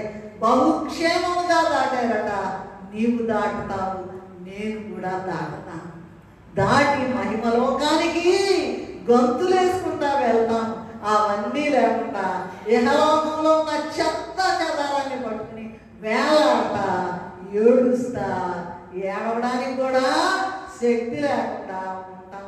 ఎందుకంటే దేవుడు లేని స్థితి స్పష్టంగా కనబడుతూ ఉన్నది ఇక్కడ. అందువలన ఏంటండి, ఎంతవరకు వచ్చామండి? నమ్ముటానికి ఓకే. రోమా 4:18 నిరీక్షణకు ఆధారం లేనప్పుడు నిరీక్షణ కలిగిన. అలాగే రోమా అలాగే కీర్తన 125:1 ఉందండి. యెహోవా యందు నమ్మకించువారు కదలక నిత్యము నిలుచు సీయోను కొండవలే ఏమన్నా కదులుద్దండి? కదలనే కదలం. వింటానికి బాగానే వింటున్నామండి. మరి ఎక్కడ ఉందో మన మన యొక్క ప్రార్థన, నమ్మిక? అలాగే మార్కు 9:23లో నమ్ముట నీ వానైతే నమ్ము వానికి సమస్తము సాధ్యమని దేవుడు చెప్పాడు కనుక నమ్మటం లేక ఏడుస్తున్నామండి. యోహాను సువార్త 11:40 చూసినట్లయితే అదిగో అక్కడ ఆ దేవుడు ప్రేమించిన ముగ్గురున్నారు. మరి ఆ మాట లాజరు ఆయన బాగానే ఎప్పుడంట కబురు చేశానంట, యేసయ్య రాలేదంట.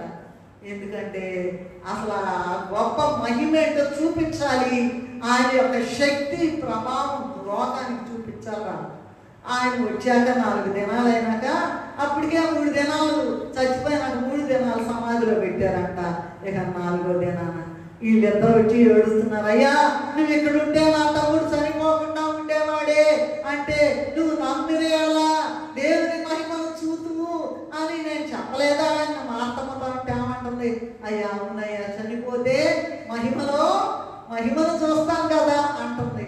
అట్లా కాదు, రైట్ నౌ, ఇప్పుడే ఈ క్షణమే లేస్తాడు నీ తమ్ముడు. నువ్వు నమ్ముతున్నావా? నమ్మలేదు, ఏమి లేదండి.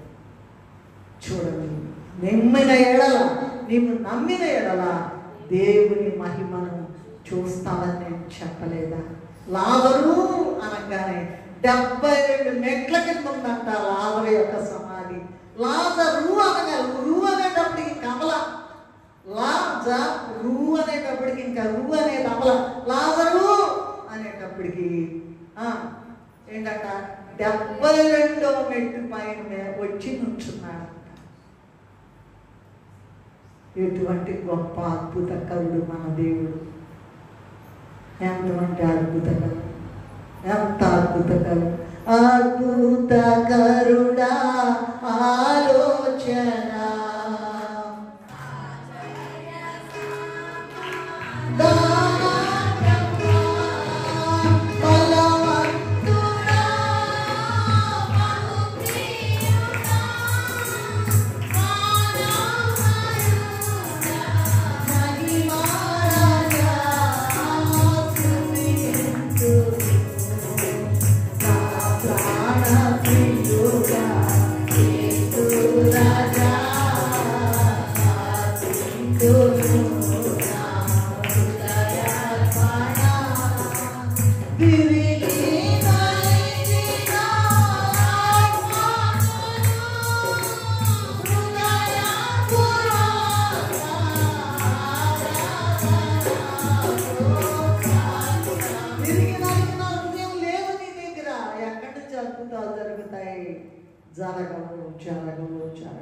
నమ్మికతో జీవించాలండి. నమ్మికతో దేవుడు నమ్మదగిన వాడని చెప్పి 1 కొరింథీయులకు రాసిన పత్రిక ముందు విలాప వాక్యాలు చూడండి. 3వ అధ్యాయం 23వ వచనములో ఏమంటున్నారండి, నీవు ఎంతైనా నమ్మదగిన వాడవు, ఎంతైనా దానికి స్టాప్ లేదండి, ఎంతవరకన్నా పోవద్దు. దేవుడు నమ్మదగిన వాడు, ఎంతైనా నమ్మదగిన వాడు. అలాగే 1 కొరింథీ 10:13లో దేవుడు నమ్మదగిన వాడు, నీవు సహింపగలిగినంతకంటే ఎక్కువగా మిమ్మల్ని శోధింపబడనియడు. కీర్తనల 22:5లో 27:3లో కూడా నీ కొరకు కనిపెట్టు వాళ్ళు ఎవడు కూడా సిగ్గునొక్కడు అనేటువంటి మాట స్పష్టంగా ఉన్నది. కనుక నా అంటే నమ్మికతో జీవి సమాధాన, లాస్ట్ది మురిసి కానుకలు. అంటే మురిసి కానుకలు ఇవ్వాలంట. చిన్నపిల్లలు ఉంటారు కదమ్మా, వాళ్ళ అమ్మ నాన్న ఏం చేస్తారంటే బాగా మంచి శాస్త్రాలు మంచి కొనుక్కొస్తారు కదా పిల్లలకి, బాగా రుచిగా ఉంటాయి. పిల్లలు తింటాడు, ఏం పెడితే బాగా తింటాడో తల్లిదండ్రులకు తెలుసు కనుక మంచి కొనుక్కొచ్చి ఇచ్చి ఆడికి తెలియదు, అప్పుడు ఆ పిల్లకి తెలియదు. నాకు ఇది పెట్టమ్మా అంటే అంటది. మన తండ్రి మంచి కొనుక్కొచ్చి నాకు పెట్టయ్యా కాస్తంటే నేను 20 రూపాయల కన్నా ఎక్కువ వేయలేనండి, 50 రూపాయల కన్నా ఎక్కువ వేయలేనండి. క్షమించాలి మాటలు మాట్లాడినందుకు. 100 రూపాయల కన్నా ఎక్కువ వేయలేదండి. విజయవాడలో ఒక ఆయన ఒక రోజు 1,00,000 రూపాయలు కానుకేసాడు. ఆయన కూర్చోడానికి కూడా కుర్చీ లేదు, కూర్చోడానికి కూడా కుర్చీ లేదు. ఎందుకు? దేవుడు చూచాడు. ఇక్కడ కుర్చీ కాదు, ఆయన పెద్ద ఎరగబడి ఆయన మర్యాద చేయడం అని కాదు, దేవుడు చూస్తూ ఉన్నాడు. మురిసి మురిసి కానుకలు ఇవ్వడం అటండి. ఏంటంటే మొదటి 2 కొరింథీ 9:7 సడుగు కొనకయు బలవంతంగా కాకయు ప్రతివాడు తన హృదయంలో నిశ్చయించుకున్న ప్రకారం ఇయ్యాలంటండి. ఆదికాండము 14:18 అబ్రహాము నిశ్చయించుకున్న ప్రకారము అబ్రహాము సర్వోన్నతుడకు దేవుని కంట దేవుని యాజకుని కంట దశంభాగం అర్పించాడట. ఆదికాండం 28:22 యాకోబు బేతేల్లో నీవు నాకిచ్చి యావత్తులో 10వ వంతు చెల్లిస్తామని చెప్పాడట. ద్వితీయోపదేశ కాండము 12:17 లేవియ కాండం 27:30 కూడా దశమ భాగం ఇస్తారని ఉన్నది. మీరు తర్వాత చూసుకోండి, నోట్ చేసుకోండి. నిర్గమకాండము 23:15 34:20 నా సన్నిధిని ఎవడను వట్టి చేతులతో కనపడకూడదు అని ఉంది. నిర్గమకాండము 36:5-7 వరకు చూసినట్లయితే ప్రజలు కావలసిన దానికంటే బహు విస్తారంగా తెచ్చారట. 36:6 నిర్గమకాండం 36:36 మరి తెస్తేనంట పరిశుద్ధ స్థలమునకు పురుషుడైనా స్త్రీ అయినా ఇక మీదట ఏ అర్పణైనా తీసుకురావద్దని ప్రకటన చేశారంట. ఎందుకంటే ఒక్కసారి తెస్తే సామెతల గ్రంథం 3:9 రాబడిలో ప్రథమ ఫలం ఇవ్వాలి అని చెప్పబడి ఉన్నది. మరి ఈ నిర్గమకాండం 36:6 తెచ్చారంట. వాళ్ళ అర్పణలు ఎరగబడిపోతున్నాయి అంట. 10 రూపాయలంట లక్ష అవుతుందంట. మనకు తెలియక మొత్తం ఇచ్చింది మన తండ్రే, ప్రాణం ఇచ్చింది మన తండ్రే, ఇల్లు ఇచ్చింది మన తండ్రే, చదివిచ్చింది మన తండ్రే, పెళ్లి చేసింది మన తండ్రే, బిడ్డలు ఇచ్చింది మన తండ్రే, సమాధానంగా ఉండనేస్తుంది మన తండ్రే. తర్వాత పరలోకానికి చేర్చేది, మహిమలోకానికి చేర్చుకుని ఆయన పక్కన సింహాసనం మీద కూర్చోబెట్టేది కూడా ఆయనే. ఆయన్ని వదిలేసి చాలు 20 రూపాయలు చాలు, ఎవరికి కావాలండి క్షమించండి. అది కాదు, దేవుడికి అది కాదు. నీ హృదయం అర్పించాలి, కానుకలతో పాటు నీ హృదయం అర్పించాలి. అది ఇంపార్టెంట్. 2 కొరింథీ మలాకీ గ్రంథము 3:8 చూసినట్లయితే దేవుని యొద్ద మీరు దొరికిదురా, దశంభాగం ఇవ్వకుండా దేవుని దగ్గర దొరికితున్నారా? క్షమించాలండి ఈ విషయాలు. ఇది చాలా సెన్సిటివ్ విషయం. 2 కొరింథీ 8:4 సామర్థ్యము కంటే ఎక్కువగా ఇచ్చారంట. సామర్థ్యము కంటే అయ్యగారు దేవదాస్ అయ్యగారు ఏం చెప్పారంటే ఈ విషయం చెప్తూ సమాధానం అనే వాక్యాన్ని ప్రసంగాన్ని చెప్తూ ఏం చెప్పారంటే ఈ ప్రసంగం పేరు కానుకల పండగ అని చెప్తూ ఆ విషయము ఇది చేదు ప్రసంగము అన్నారంట. ఏమన్నారండి? ఎందుకంటే దైవజనులైన వారికి ఇవ్వండి ఇవ్వండి ఇవ్వండి అని చెప్పడం ఇష్టం ఉండదు. వాళ్ళకేంటంటే చాలే ఇష్టం ఉండదు, ఎక్కువ ఇవ్వడం ఇష్టం ఉండదు, చేదంట. చేదు ప్రసంగం. అదిగో ఆ బుద్ధి వాళ్ళు కూడా ఏం చెప్పారంటే చాలాసార్లు చెప్తుంటారు. వాళ్ళు ఏం చెప్తారంటే కానుకల పండుగ మనం జరగవద్దు. ఏమన్నా అనుకుంటారేమో, కానుకలు అంటే చాలా ఏళ్ళు అలా గడిపారంట. గడిపినాక ప్రభు బయలుపరిచారంట, ఎంతకాలం మీరు ఇట్లా కానుకల పండగ జరపకుండా ఉంటారు అని అడిగితే సరేనయ్యా అంటే ఇక టక టక టక టక టక టక ఎన్ని స్లాబ్లు, ఎంత మందిరము, ఎంత పను, ఎన్ని భోజనాలు, ఎన్ని కానుకలు, మొత్తం యెహోవా మందిరములోనికి 2వ దినవృత్తాంతముల గ్రంథము 31:10 మరట జనులంతా యెహోవా మందిరంలోని కానుకలు తెచ్చిన దగ్గర నుండి సమృద్ధిగా భోజనం చేసినా కూడా గొప్ప రాశి మిగులుతున్నదని రాజుగారితో చెప్పారట. వింటున్నారా? అసలైన దేవుడు మేము కనపడేదేం కాదండి. మాకేం తక్కువ చేయాలి దేవుడు, మాకేమీ తక్కువ చేయాలి. దేవునికి అర్పించాలి. గిన్నెడు సన్నీళ్ళు ఇస్తే తాము పోగొట్టుకోవాలన్నారు. మరంత ఇచ్చే కొద్ది కూడా మొత్తం రాసి మిగిలిపోతుందంట. ఎవరండి? ఎవరు ఇవ్వక్కర్లేదు. దేవుడికి జవాబు చెప్పాలి, జాగ్రత్త. ఒక్క మాట చెప్పి నేను ముగించేస్తాను. ప్రభు కానుకలు పట్టే రోజున ఒకసారి మందిరంలో ఉన్నారట. లూకాసు వార్త 21వ అధ్యాయం మొదటి నుంచి మీరు చదివినట్లయితే ప్రభు అంట కానుకలు వేసేటప్పుడు అంట అక్కడ కూర్చొని పార చూచారంట. మీరు చదువుకోండి. తర్వాత ఏం చేశారంట? ఎవరెవరు ఎంతమంది వేస్తున్నారని మరి పార చూచారంట. చూసేటప్పటికి పెద్ద పెద్దోళ్ళు ధనవంతులు అంట ఇంత పెద్ద పెద్ద కట్టలు వేసారంట. ప్రభు చూస్తున్నాడు. నాకు చాలా ఆ మాట వ్రాయబడలేదు. పరిశుద్ధ గ్రంథములో వ్రాయబడిన మాట ఏంటంటే బీద విధవరాలి కానుక. ఒక ఆయన 1,00,000 ఇచ్చాడు, ఒక ఆయన 1,00,00,000 ఇచ్చాడు, మిలియన్లు ఇచ్చాడు, బిలియన్లు ఇచ్చాడు, ట్రిలియన్లు ఇచ్చాడు. తీసాపల కొట్టు.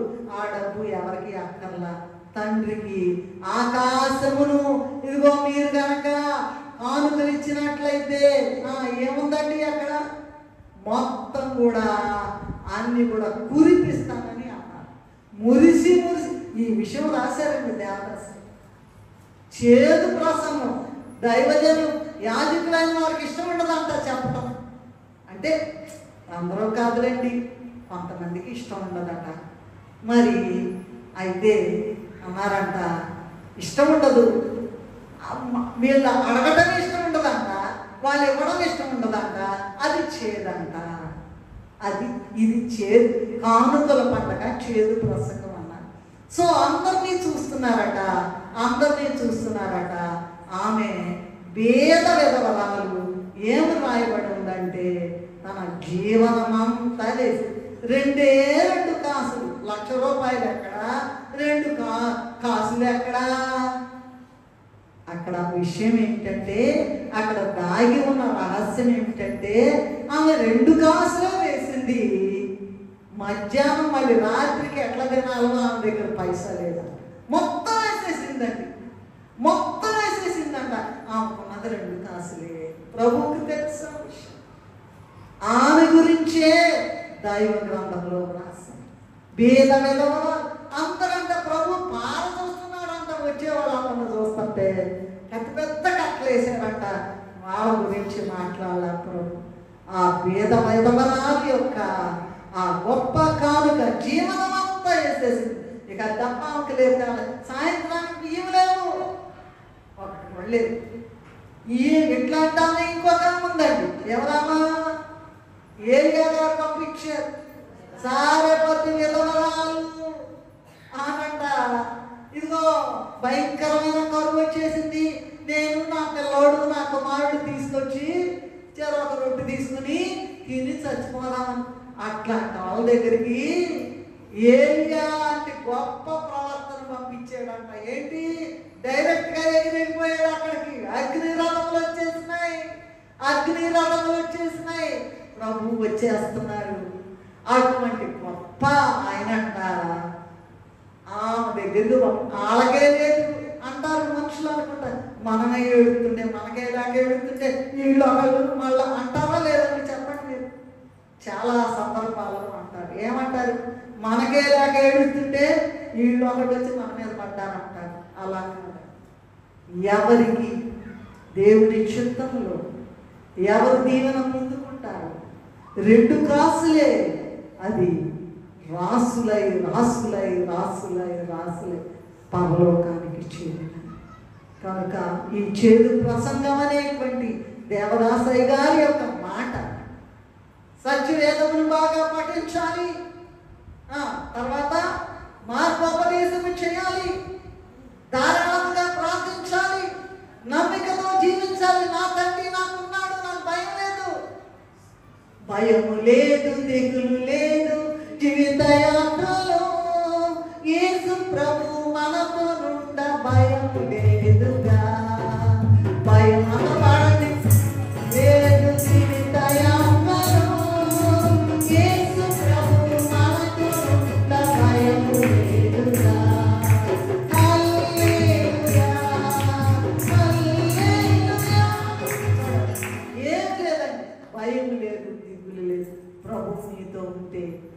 పరిచయములు బాగా పఠించండి, మార్గోపదేశం చేయండి, కనపడిన వాళ్ళ పిచ్చి పట్టినట్టు చెప్పండి. రా రా రా ఎన్నో ఆత్మలను సంపాదించగలరు. తర్వాత ధారాళంగా ప్రార్థించండి, నమ్మికతో జీవించండి. మురిసి మురిసి అయ్యగారు వాడిన మాట నేను వాడుతున్నా, క్షమించాలి. మురిసి మురిసి దేవుడు నాకు ఎంత ఇచ్చాడు కదా, గొప్ప ఇల్లు ఇచ్చాడు కదా, కారు ఇచ్చాడు కదా, సైకిల్ ఇచ్చాడు కదా, బిడ్డలు ఇచ్చాడు కదా, పెళ్లి చేశాడు కదా, ఉద్యోగం ఇచ్చాడు కదా, అన్నీ ఇచ్చాడు కదా, అయ్యా నీకు ఎంత ఇచ్చినా చాలదయ్యా. మురిసి మురిసి కానుకలు ఇస్తే అది నిజమైన క్రిస్మస్, అది నిజమైన సమాధానము, సమాధానకర్త, సమాధాన గృహంకులోను. ఇప్పుడు పాడుకున్నాం కదా, సమాధానకర్త స్తోత్రములు స్తోత్రములు. అటువంటి గొప్ప ధన్యత ఆనంద మాసంలో, క్రిస్మస్ కాలంలో తండ్రి అన్నీ చెప్పుకోవడానికి సమయం లేదు. ఒక్క మాటే సమాధానము అనే మాట మాత్రమే. అయ్యగారు చెప్పిన ప్రసంగము నాకైతే తెలియదండి. అయ్యగారి యొక్క ప్రసంగాలు చదువుతూ ఉంటే అది చదివి మేము 2వ పుస్తకంలో క్రిస్మస్ ప్రసంగాలు రాసాం. దేవుడు అయ్యగారిని మరి తన దగ్గర కూర్చోబెట్టుకుని డిక్టేట్ చేస్తుంటే అయ్యగారు డిక్టేట్ చేశారట. అట్టి ధన్యత మనకందరికీ తండ్రి అనుగ్రహించును గాక. మమ్మల్ని మిక్కిలిగా ప్రేమించిన మా తండ్రి, ఇంత గొప్ప ధన్యత దేవా, ఏ పాటి వారం మీతోటి నడుచుటకు మా కోటి అనుభవ సారములు శరీరాలని ముందుకేసయ్యా. అయ్యా, ఎందుకు పనికిరాని నన్ను మమ్ములను కూడా జ్ఞాపకం చేస్తూ నాయన సమాధానంలో దాగిన రహస్యం మాకు తెలియజేసినందుకు నీకు చేతులెత్తి నమస్కరిస్తూ ఉన్నాను. సమాధానకర్త అనంత నాయన, సమాధానకర్త. ఆ సమాధానం ఉంటే ఎన్నైనా జయిస్తాం ప్రభా. అట్టి గొప్ప ధన్యత మా సంఘమునకు ఉన్న కూడి ఉన్న ప్రతి బిడ్డకు అనుగ్రహించి దీవించుమని, దీవించుటకు వచ్చి వేసిన యేసయ్య అతి పరిశుద్ధమైన నామములో ఎంతో వినయంతో వేడుకొని ప్రార్థిస్తూ ఉన్నాము తండ్రి.